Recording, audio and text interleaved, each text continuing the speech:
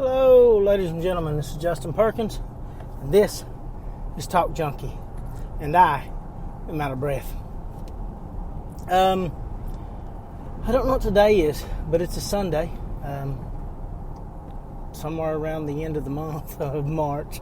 I don't know. Probably should have checked that before I got on here, but it's not the first, but it's almost the first. It's as good as I can do you. I don't do good with dates.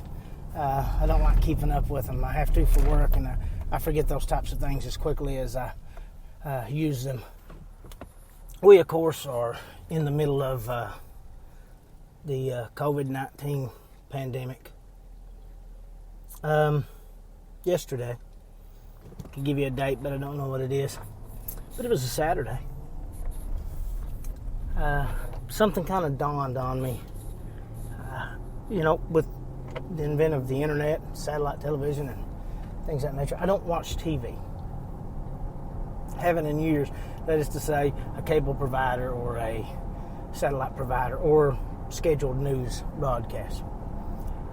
Most of the people around me do. And in a time like this, everyone seems to be. And I avoided it quite well at first, and now it's the evening updates from the governor and the evening updates from the president, and all that wonderful stuff. And then there's GNC, Global China News, whatever that is that you can get on satellite. I watched all these things, and I'd gotten very anxious for some reason Friday and Saturday. See, I don't generally panic. It's that's not usually a problem for me. I'm usually pretty good about panic. Friday and Saturday, I used to have panic attacks, and I think that's why I've learned to control them. When my wife and I first got married and she seen a panic attack for the first time, she just about freaked out on me because I was freaking out, and I guess she'd never seen that. It's not something I suffered with when I was a kid. It's something I got around 18 or 19, and it lasted to about 21 or 22. I don't know. I'm not a doctor. I don't know what the deal is with it. That's just the situation. Now, Saturday I didn't feel like I was going to have a panic attack. I just felt panicked. I felt what I like to call unsubstantiated worry. That's to say, if there's an issue, if there's a problem going on, something like the pandemic, like there's a level of concern you need to have. But there's also a level of consideration you have to give to your reaction, I guess. That's to say, you don't want to be so concerned that you can't react. That becomes an issue. That becomes a real issue. And a lot of people have that issue. I've had it in the past. To me, that's the most important thing to avoid. It's getting so concerned that you can't react. Also, it's very important to not get so concerned that you can't distinguish the truth of what's out there. And with the way information was being fed to me, I couldn't understand. I couldn't break down what's factual. See, it's the way news organizations and social media throw numbers at you. The United States now has the highest rate of COVID-19. More people die in a day in Italy than we've had die altogether. England, I believe, has already surpassed our death rate. We have areas that are much higher rates than us. That is to say, I live in eastern Kentucky. There's parts of Kentucky with higher rates. There's other states with higher rates. One comparison I hear a lot is Nashville has a much higher rate than us. Well, they're not doing very good with the separation thing. Their population's a lot higher. See, though, other numbers and other factors are being left out. So, I don't like the way I'm getting the information. I don't like what's being given to me. I don't like the way I'm asked to process it. I don't like the way it's presented. But it's not just that the information is the problem or the vessel in which it's being presented. It's how we as people handle things, and how we, especially as a country, as the United States, handle things. I don't really want to talk about the whole modern plague we've got. The whole point in this podcast is about turning off the machine, turning off the endless input. See, I'm not sure that we're designed for endless input. In fact, I almost know we're not. And if I'm going to have endless, just constant input, why wouldn't I want it to be knowledge? Why wouldn't I want it to be great literature? Why would I not want it to be history? Why would I not want it to be valuable information? Why would I want it to be the nothingness that we consider to be the evening news, and especially social media? So I made a decision. Starting today, Sunday, and this is kind of what started this whole podcast back off, I say no to social media. There's going to be exceptions to that, and let me explain why. People like to say, well, you're not really doing what you say you're doing. Yeah, I'm doing what I say I'm doing. I am distancing myself from the intake from social media. What that means is no Facebook. Don't get on Facebook. I don't get on Twitter at all. Twitter bores me. I don't understand Twitter. It just I'm too old or something. I don't know. I don't understand Twitter. It does absolutely nothing for me. So I'm never hardly on there anyway. So quitting it was not a problem. The podcast will automatically upload and tell Twitter when I have a podcast up, I believe. But that's done. That's automated. Has nothing to do with me. So deleting the Twitter and Facebook app, no issues, because I don't really care about Twitter. Now Facebook I do enjoy to a large degree, and I don't know why. I do in a way, but it's gone. Now Instagram, I started to go instantly delete Instagram, but I don't really like Instagram, and I don't ever look at Instagram, and I just occasionally post on Instagram. So I thought, what if it's the least favorite of those? I have no chance of getting addicted to it, because I do have an addictive personality. I'm not going to check it. I'm not going to monitor it. How about throughout this whole process, whatever I'm doing, I'll post pictures of it on Instagram, because I will not interact with it. That's still out there. That could still possibly happen. I'm not sure.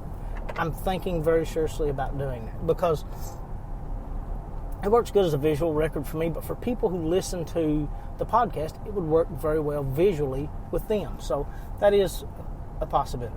Now, no news network intake. That's no NBC, ABC, CBS, CNBC, no Fox, no GCN or whatever, Global China News Network, whatever it is. None of those. Obviously, no New York newspapers, no Washington Post, nothing of that. No trash news intake. And then it comes to, there's a lot of, quote, experts who are saying a lot of things about this.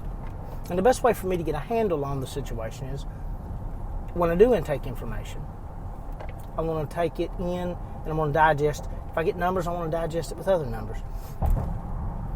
I want the full picture. And if I listen to an expert, I want to truly be an expert. So before, not after I listen to something and I'm tainted with the words of this person, when I find an article or I find an interview with a, quote, expert that I decide I want to look at or listen to, the very first thing to do is to research that expert, to find out what I can find about it. That means I have some idea of who and what type of person I'm listening to. And it may not seem like a big deal, but it is to me. Because some people aren't really experts. Some people use titles that are in some ways generic to make themselves look like things they're not. Bill Nye the Science Guy, not a science guy. That's just a random example. But I want to be sure that the information I'm taking in is useful. Now, in doing this, in podcasting still, and still listening to podcasts, but being somewhat selective about what type of podcast I listen to. My hope is to see what kind of impact that has on my mental state. Now,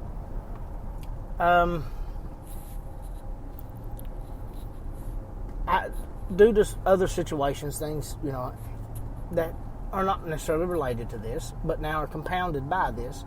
I've not been working out the way I used to work out. I've not been eating well. I've not been active. So I want to incorporate into that turning off of the machine, turning on of myself, reading more, exercising more, taking in better information, sweating more, getting more out of my physical activity. And I've always felt better in doing that. Now, this is 1 o'clock on Sunday, literally the day after beginning day. I ate better yesterday. I started my diet on Saturday, and it'll take weeks for that, for that to impact and go away, for the elbows to quit hurting, the sugar intake to go down, and the inflammation to go away. That takes a little bit of time. But I did walk 3 miles yesterday. Not run, because I'm usually running, because I'm usually trying to get ready for 5Ks, and 5Ks are 3.5 miles, or 3 miles, so I'm usually running 3.5 miles. I'm not even back to that level. I walked the full 3 miles yesterday.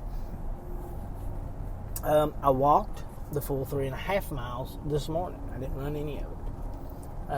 I kayaked in the wind, in which I tried to record this podcast, and it did not work.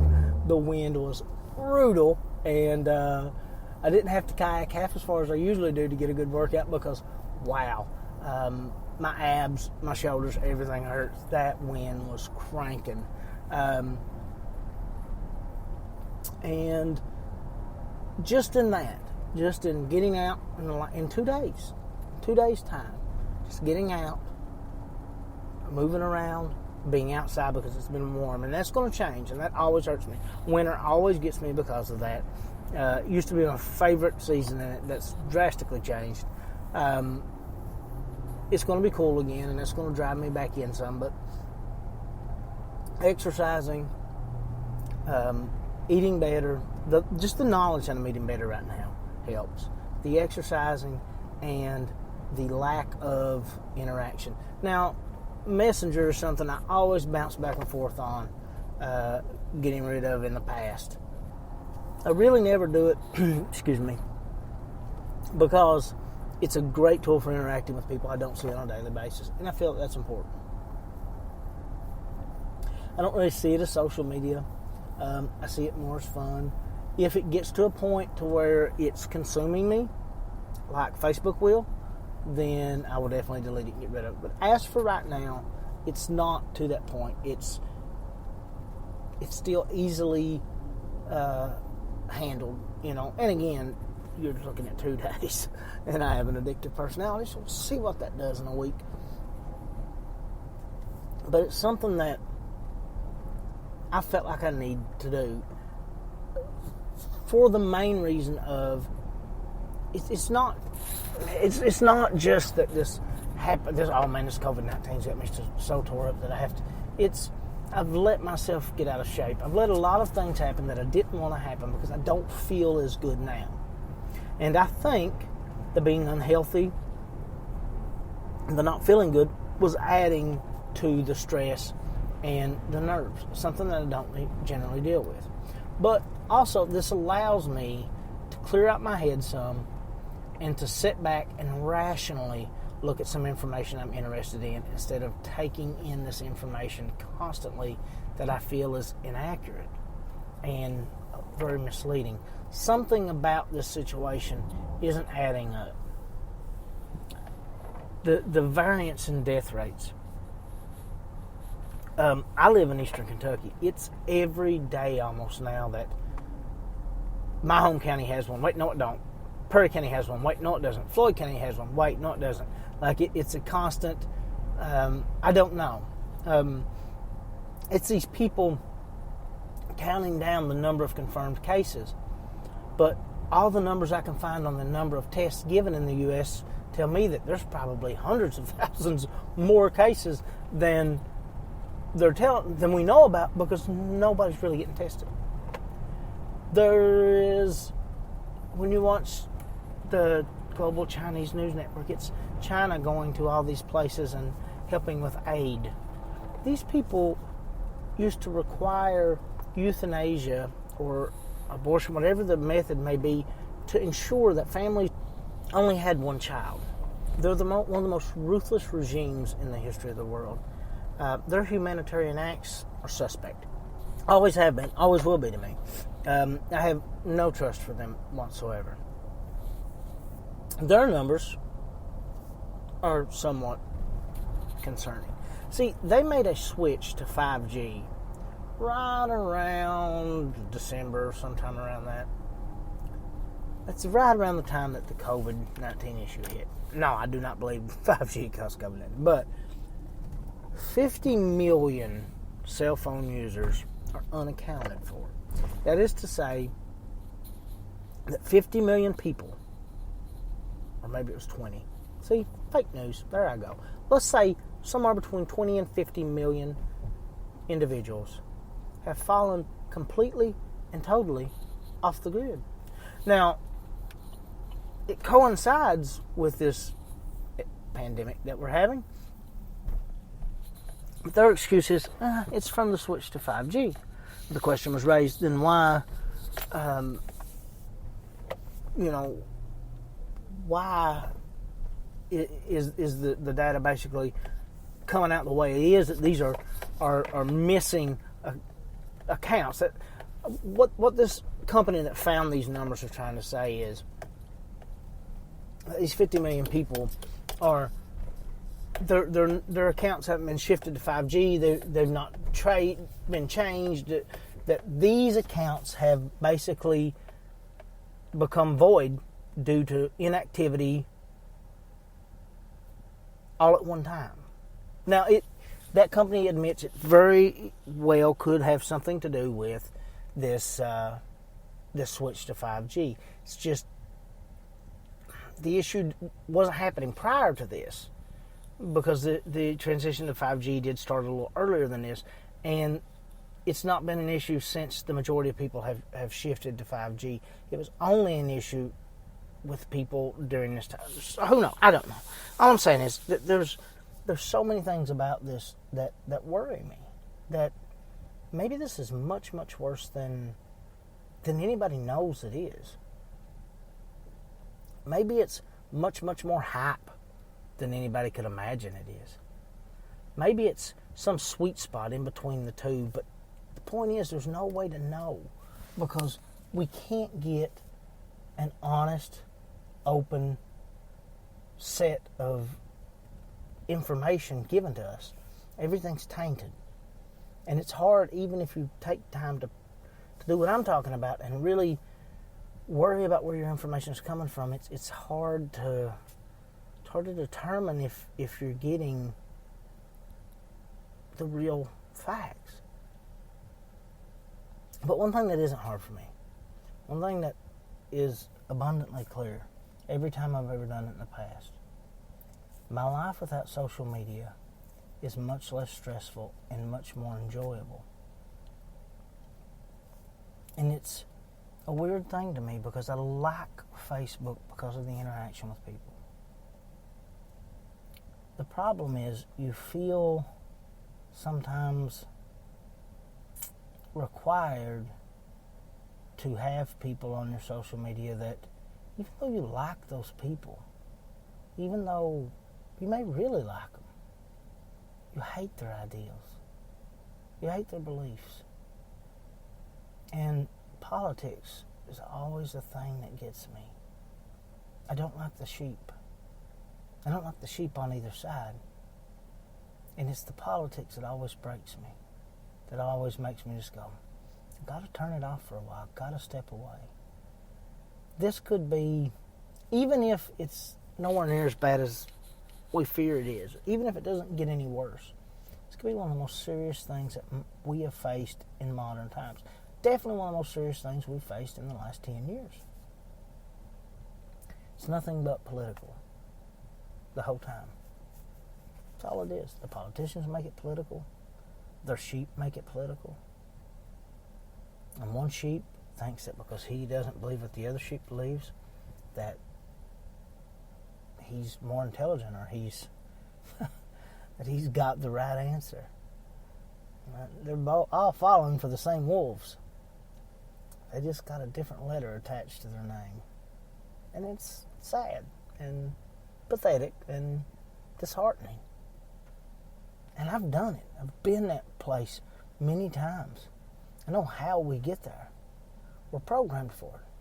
We're programmed to be part of a tribe. But I just want to change the type of tribe I'm in. I don't know. So this is me saying we're trying this again. No social media. Regulated intake. Examining facts. The hardest part is when somebody comes up to you and goes, "Hey man, did you hear?" And it's instant. You're going to have a reaction to whatever they say.